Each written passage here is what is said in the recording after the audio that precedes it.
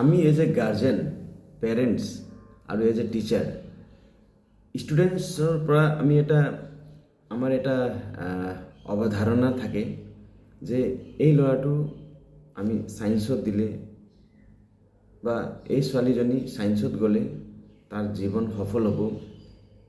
তেওঁ যদি science stream লৈ যদি পঢ়ে তেওঁলোকৰ গ্ৰেজুৱেশ্যন লেভেলত তেওঁলোকৰ হাই ছেকেণ্ডেৰী লেভেলত তেতিয়া তেওঁলোকৰ জীৱনটো ভাল হ'ব, তেওঁলোকে মানে সফল হ'ব জীৱনত। এনেকুৱা এটা অৱধাৰণা ভাৱধাৰণা এটা আছে আমাৰ। কিন্তু এইটো কিমান সঁচা মই আপোনালোকক ক'ব বিচাৰিছোঁ। চাওক, স্ক'প কোনো বিষয়ত নাথাকে। ল'ৰা ছোৱালীৰ নিজৰ এটা টেলেণ্ট থাকে, প্ৰত্যেক ল'ৰা ছোৱালীৰ নিজৰ এটা টেলেণ্ট থাকে।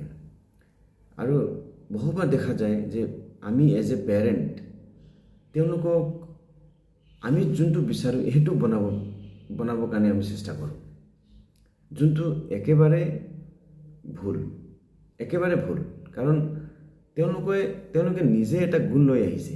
যেতিয়া তেওঁলোকে এই পৃথিৱীত জন্ম পাইছে নহয়, তাৰ আগতে নিৰ্ধাৰিত কৰি দিয়া হৈছে। শচীন তেণ্ডুলকাৰ জন্মগত গুণ আছিলে, তেওঁ ক্ৰিকেটৰ ফালে যোনটো টেলেণ্ট গুণ, এইটো জন্মগত, এইটো অলৰেডি আছিলে তেওঁৰ গুণ।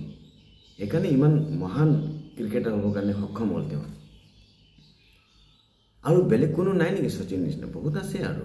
কিন্তু বহুতে কি হয়, তেওঁলোকে এই গুণটো বঢ়াবৰ কাৰণে নিজৰ জীৱনত উন্নতি কৰিবৰ কাৰণে সুযোগ নাপালে, প্লেটফৰ্ম নাপালে।